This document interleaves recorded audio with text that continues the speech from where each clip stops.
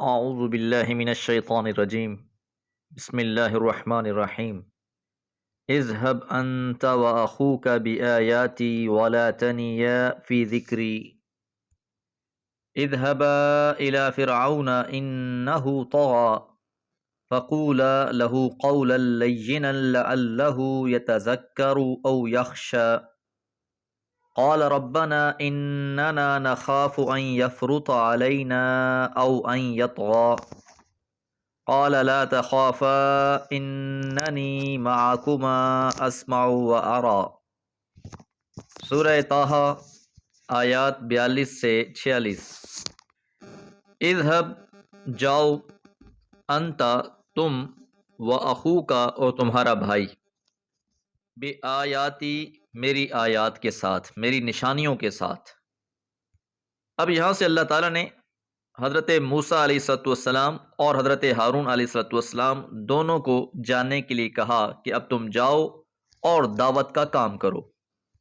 وَلَا تَنِيَا، اور تم ڈھیلے نہ پڑنا، سستی نہ کرنا، فی ذکری میری یاد میں، میرے ذکر میں۔ تو یاد رہے کہ ذکر سے مراد صرف تسبیح نہیں ہوتی، بلکہ انبیاء کا ہر عمل ذکر ہوتا ہے، چاہے وہ قولی صورت میں ہو، فعلی صورت میں ہو، دعوت کی صورت میں ہو، کسی بھی لحاظ سے ہو۔ تو اب اللہ تعالیٰ نے معجزے عطا فرما دیے ہیں، اب حکم دیا کہ آپ جاؤ۔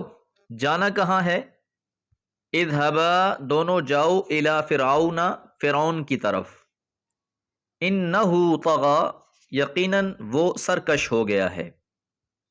فرعون کی سرکشی کا تذکرہ اسی سورت کی آیت نمبر 24 میں بھی گزرا ہے، جہاں اللہ نے فرمایا تھا اذهب الی فرعون انہ طغی، کہ تم فرعون کے پاس جاؤ، وہ بہت سرکش ہو گیا ہے۔ اور اس کے ضمن میں ہم نے یہ بات کی تھی کہ وہ اس زعم میں مبتلا ہو گیا تھا کہ مصریوں کا وہ سب سے بڑا دیوتا ہے، اور مصر میں اس کی مورتیاں پوجی جاتی تھیں۔ جو چاہتا حکم جاری کر دیتا، جس طرح کہ بنی اسرائیل کے بچوں کے قتل کا بھی اس نے حکم جاری کیا تھا۔ تو اب وہ سرکشی میں حد سے بڑا جا رہا تھا۔ ساتھ اللہ نے یہ بھی نصیحت کر دی، فقولا، پس تم دونوں کہنا، لہو، اسے، قولا لینا، نرم بات، لین نرم بات کو کہتے ہیں۔ تو گو یہ شخص خدائی کا دعوے دار ہے، انا ربکم الاعلی کا مدعی ہے، لیکن پھر بھی اللہ تعالی اپنے پیغمبروں کو یہ نصیحت فرما رہے ہیں کہ فرعون کے پاس بھی جب جاؤ تو اس سے نرمی سے بات کرنا، لعلہ یتذکر، ہو سکتا ہے کہ وہ یاد دہانی حاصل کرے، نصیحت حاصل کرے، او یخشا، یا ڈر جائے۔ تو دعوت حق بیان کرنے والوں کے اندر یہ صفت لازمی ہونی چاہیے کہ وہ نرم دل ہونے چاہیے۔ جس طرح قرآن مجید نے رسول اللہ صلی اللہ علیہ وسلم کی بھی یہ وصف بیان فرمائی ہے کہ آپ نرم دل ہیں، تبھی یہ آپ کے قریب ہیں۔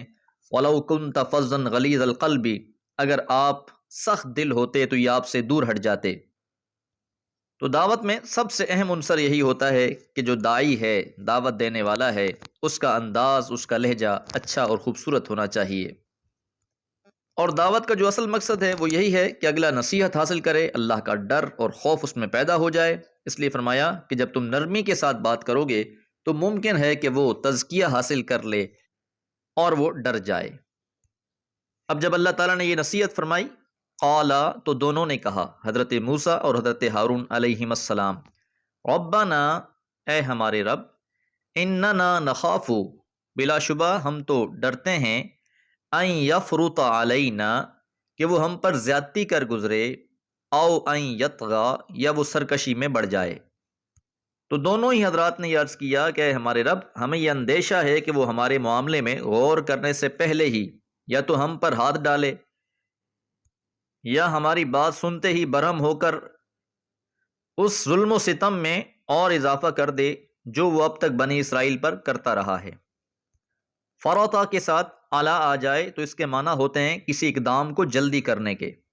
تو مطلب یہ ہوا کہ فرعون تو پہلے ہی غصے سے بھرا بیٹھا ہے، بھلا وہ ہمیں زبان کھولنے کی اجازت ہی کب دے گا؟ وہ بات سننے سے پہلے ہی یا تو ہمیں ختم کر دینے کی تدبیر کرے گا، یا اس کی سرکشی اور بھی زیادہ بڑھ جائے گی۔ تو یہ دعا تھی حضرت موسیٰ علیہ السلام اور حضرت ہارون علیہ السلام کی، اور یہ دونوں شریک تھے اس دعا میں۔ اللہ نے جواب میں فرمایا، قالا کہا، لا تخافا تم دونوں اندیشہ نہ کرو، اننی بلا شبہ میں، معاکما تم دونوں کے ساتھ ہوں، اسماؤ میں سنتا ہوں، و آرا اور دیکھتا بھی ہوں۔ تو اللہ تعالیٰ نے تسلی دی کہ ڈرو نہیں، میں تمہارے ساتھ ہوں، اور میں سنتا بھی ہوں اور دیکھتا بھی ہوں۔ جو کچھ بھی یہ سارے معاملات ہوں گے وہ اللہ تعالیٰ کی سماعت اور اللہ تعالیٰ کی نگرانی میں ہوں گے۔ اللہ تعالیٰ براہ راست انہیں دیکھ رہا ہوگا، کوئی بھی چیز اللہ کے علم سے پوشیدہ نہیں ہے۔